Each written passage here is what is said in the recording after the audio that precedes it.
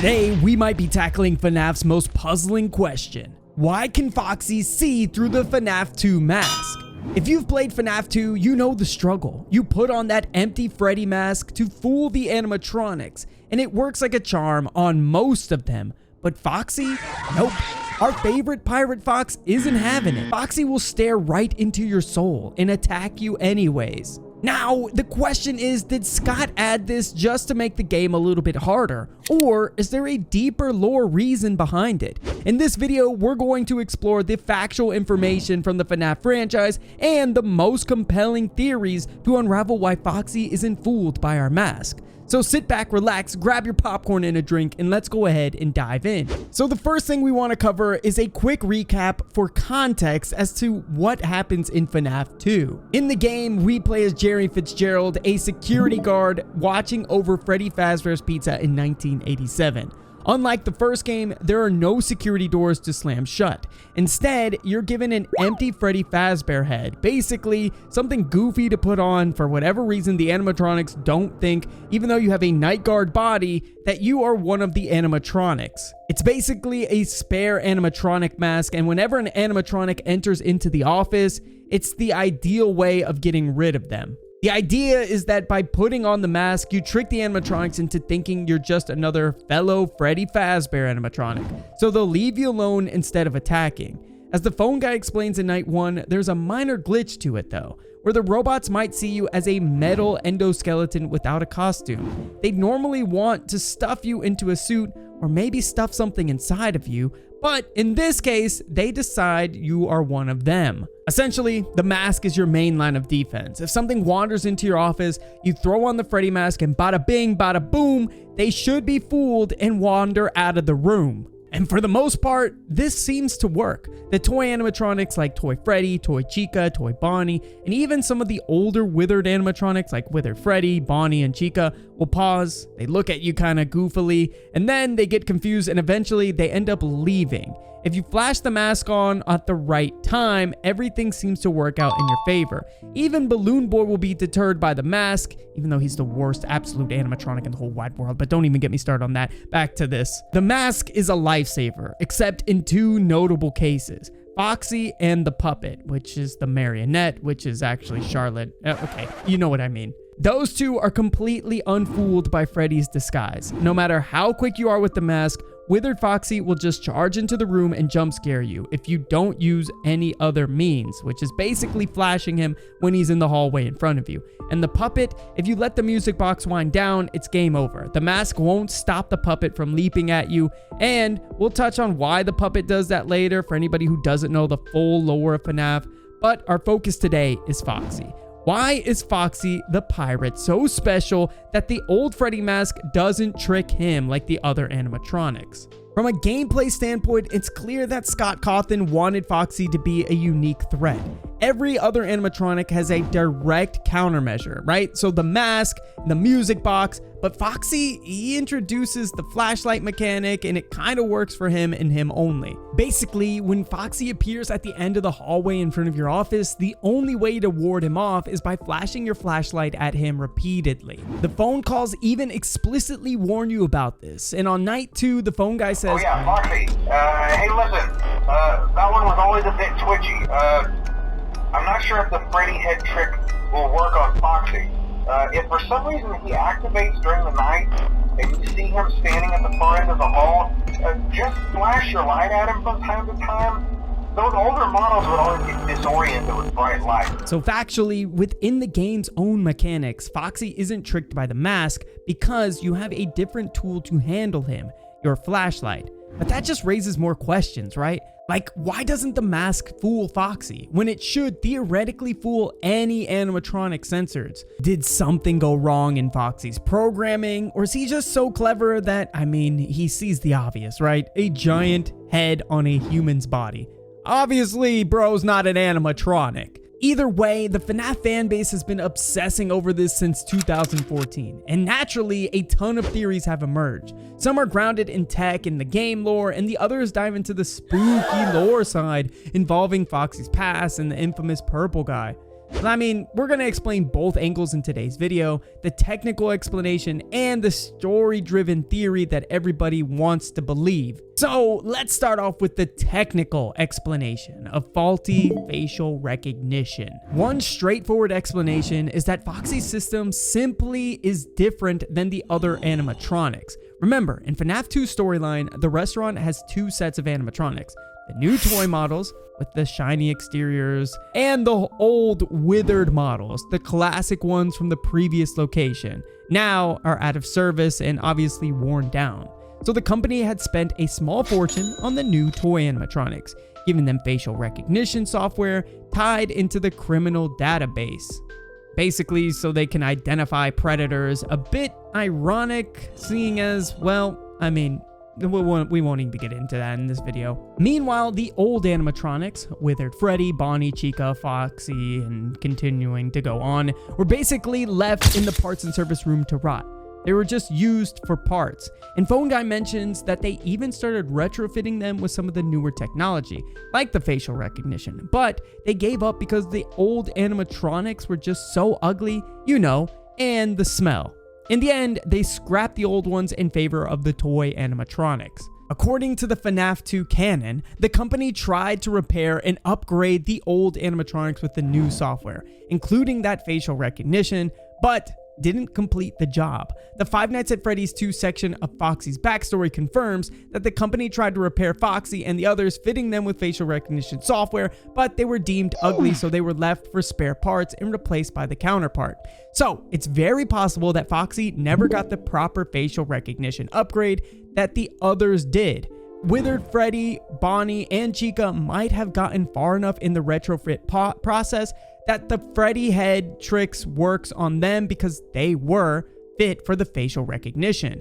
And they just decided to scrap those animatronics before they got to Foxy. In fact, one fan theory suggests that because the restaurant introduced Mangle to replace Foxy in Kids Cove, they didn't bother upgrading the original Foxy at all. As one of the fans put it, Foxy was never upgraded with facial recognition in the FNAF 2 location. Funtime Foxy, Mangle took his place, and the other animatronics were upgraded. And this is why the mask works on them, but not on Foxy. If Foxy doesn't have the facial recognition software, or it's completely broken, the Freddy mask wouldn't register to him as a valid animatronic face. To Foxy's eyes, you're just a human wearing a stupid mask, and thus, he still will attack you for it. Another technical detail is Foxy's behavior with the flashlight. It also hints that his optics are peculiar in comparison to the other animatronics. Phone Guy calls Foxy twitchy, and that it might disorient him into a system restart. On the programming side, you can imagine that Foxy's friend or foe recognition system is glitched. The theory here is that Foxy's sensors might be default to seeing humans unless proven otherwise. Normally, the Freddy mask is supposed to prove to the animatronics that you're one of them by showing them an animatronic face. But if Foxy's sensor or AI is busted, he cannot properly detect the mask as a friendly face at all. One fan of a forum describes it like this: Foxy's animatronic detector is broken, so if he sees you, it will scan you as a human. He can't scan for animatronic signals, so he attacks you. That would neatly explain it. Foxy always reads you as a human intruder no matter what, because his recognition module is shot. It doesn't work. The only thing that resets his faulty sensor is a burst of bright light, hence why we have to flash him in the hallway to get him to reboot and have him retreat momentarily. It's like turning a device off and on again to clear an error. I don't know if anybody has ever done that with their PC. You know, when you got a bunch of pictures of, let's say, for example, Toy Chica, maybe Roxy, and then you start getting these weird virus pop-ups, and then you got to turn off your PC. Anyways, there's even a small detail with Mangle. The players have noted that sometimes Mangle still attacks, even if you have the mask on. Why? According to one theory, it's because of Mangle's head being tilted at an odd angle. When she's in your office, her facial recognition camera might not properly see your mask from the sideways angle. The Freddy mask only works if the animatronic can look at you head on and identify the face. Mangle's case, the angle trips the facial recognition, causing her to realize it's a trick. This tells us that mask's effectiveness is all about the animatronic's ability to visually recognize it as a face. Foxy cause might be an extreme version of this, where either due to a damaged optic, he's missing an eye after all, he literally is wearing an eye patch, he doesn't recognize Freddy's head at a legitimate animatronic angle. And I mean, this is actually a pretty good theory, I'm not gonna lie. It's one that really got me thinking. But to be honest, I start to wonder if it's just gameplay diversity. From a game design perspective, Foxy not being fooled by the mask was just a way to force the player to juggle 2 to 3 different styles of defense mechanics, right? Like, adding the mask was such a unique concept in comparison to FNAF 1, but then you throw in the flashlight, and on top of that, you also have to do other tasks like wind up the music box. This is just to add a little bit more difficulty to the game, so you're not just feeling like you're doing the same thing from night to night, from game to game. It was Scott's way of just making it more intense, more fun, and of course more challenging. But hey, I promise, so we're gonna go into more of a theory side of this, and that's that Foxy remembers the killer and knows a disguise when he sees one. So I guess here's where things get really interesting. In FNAF 2, between the frantic nights fending off the animatronics, players sometimes get treated to a little 8-bit mini game.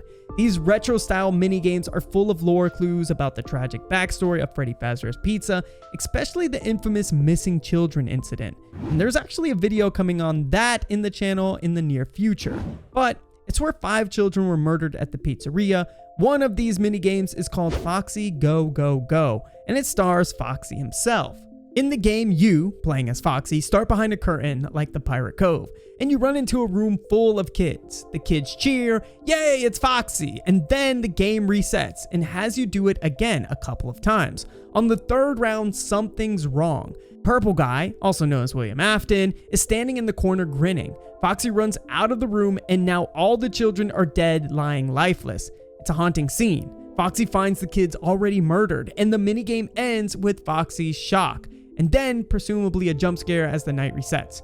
This minigame is essentially showing Foxy witnessing the immediate aftermath of the missing children incident. Importantly, Foxy sees Purple Guy there. In fact, Foxy saw the kids alive, then saw Purple Guy, and then saw the kids dead. Pretty strong evidence that in this moment, Foxy's AI would register who Purple Guy was and sees him as the bad guy. Now, why is this relevant to the mask? Because Purple Guy, the killer, was known to use the costumes to lure in the children. In FNAF lore, William Afton used a mascot suit, we know that as Spring Bonnie, the golden spring lock suit, to gain the kids' trust before he murdered them. Foxy's minigame specifically shows that Foxy remembers a person in the pizzeria who was not what he seemed. A popular theory suggests that Foxy learned to differentiate a person in a costume from a real animatronic because of this traumatic event.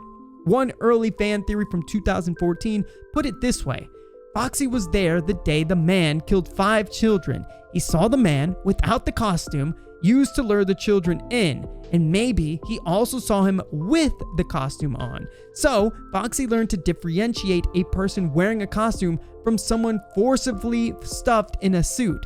In other words, Foxy might have essentially witnessed William Afton both in and out of the mascot disguise, and as a result, Foxy's AI is now known to see a human in a costume. So if you fast forward to the events in night 2, you, the security guard, are basically a person wearing a mascot head. You have worse of a suit on than William Afton did when he killed all those kids. So to Foxy, that could bring an alarm in his head. It might resemble the scenario from years ago, a sinister adult trying to fool people by wearing a costume. And Foxy's not going to be fooled again. He attacks you because he sees through the disguise and suspects you're up to no good. This theory elegantly ties into the idea that animatronics are haunted by the children's spirits. In FNAF lore, each of the missing children's souls went on to possess an animatronic. Thanks to the puppy... bruh, did I just say puppy? I meant puppet. Giving life to the other animatronic suits. Well, this is what I think happened. When Jeremy took the job as the night guard in FNAF 2, the spirit inside of Foxy obviously recognized him and then went after him, mask or no mask. This lore theory also ties into why the puppet and Foxy are the only ones not fooled. Both have a direct connection to the tragedy. The puppet was Charlotte, and she was the first victim and gave life to the others, extremely aware, possibly even guiding the animatronics. Foxy witnessed the crime, and thus he's enlightened to the method of deception. Both are in a sense special cases among the animatronics. Meanwhile, the other animatronics, which are Freddy, Bonnie, Chica, etc., are more or less blindly following their programming. They see a person, attack, they see a Freddy mask, oh, that must just be Freddy, even though I'm also Freddy. And anyways, they leave. They don't question it. Foxy does question it. Foxy's like, hang on a second, Freddy's not supposed to be holding a flashlight and wearing a night guard outfit from the bottom half. And what happened to your head? Why is it so much big? Anyways, he's cunning. It kicks in and then he charges, trying to save himself and the other children. To sum up this theory in one dramatic line, Foxy sees through your mask because he literally saw through the killer's disguise years ago. The trauma of that event burned into his being, making him the vigilant pirate fox who wouldn't be tricked by the same ruse twice. But then this had me wondering, why doesn't Foxy attack, let's say, Freddy or Bonnie, if he assumes that even if you're wearing a costume, you could be hostile? And I personally think it's because he's registered these animatronics in his system as his friends. He recognizes the Freddy costume, the Bonnie animatronic suit, the Chica animatronic suit, because these are all previous animatronics that he once saw. So he's not going to lunge at withered Freddy or Bonnie because he knows them by other means. But this guard in a mask, seeing as he only has the Freddy head and not the rest of the suit on, that's why he would attack them. Now, I would like to bring up that Scott Cawthon has never explicitly confirmed this lore, or said this is why Foxy ignores the mask. The question has lived purely in a realm of inference and theory, and the factual elements we do have are that the phone guy's dialogue about the whole mask probably won't work on Foxy and you have to use the flashlight, and the minigame where Foxy sees Purple Guy are the only true parts of this that we can pretty much piece together. Everything else is pieced together by fans trying to reconcile those facts. But if you ask me, in a world where we can give the most simple, built-out, universal answer, well, the reason Foxy can see you through the mask is because he's just built differently. Foxy's either missing the tech upgrade that the other animatronics have, which is why Freddy and the other animatronics don't see you as a threat, and on top of that, Foxy may carry the memory of a past trauma, and he witnessed a man in costume do something terrible, and now he doesn't trust anyone else. This makes Foxy uniquely perceptive. He basically calls you out and says you're not the real Freddy Fazbear, and then he'll lunge at you regardless of you're wearing the mask or not. Meanwhile, everyone else is tricked by your quick cosplay attempt. Out of a universe, Foxy's immunity to the mask serves to keep the gameplay challenging, varied, and giving us more than one thing to worry about in these tense FNAF 2 nights. The mix and combination of factual game lore and the creative theories makes Foxy's behavior one of the most classic FNAF mysteries that enrich the whole FNAF lore experience. It's not just a random gameplay quirk. It feels like it was purposely put into the game to start the beginning of all of the theories and lores that Scott has purposely put into his games to make them live on forever. Anyways, guys, hopefully you enjoyed today's video. If you want to see me cover another mysterious, unsolved FNAF mystery, like why Foxy can see you through his mask, do me a big favor. Make sure you hit that like button, hit that subscribe button, and help me get to my goal of 500,000 subscribers by the end of the year. Thank you again for watching, and I'll see you in the next one. Till then, peace out!